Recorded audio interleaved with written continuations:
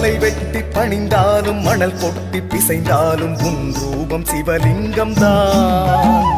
மலை வெட்டி பணிந்தாலும் மணல் கொட்டி பிசைந்தாலும் உன் ரூபம் சிவலிங்கம் தான். மனம் விட்டு உன் நாமம் மலர் கொட்டி உன் பாதம் பணிந்திட்டேன் பரமேஸ்வரா நீலகண்டேஸ்வரா எங்கள் சர்வேஸ்வரா.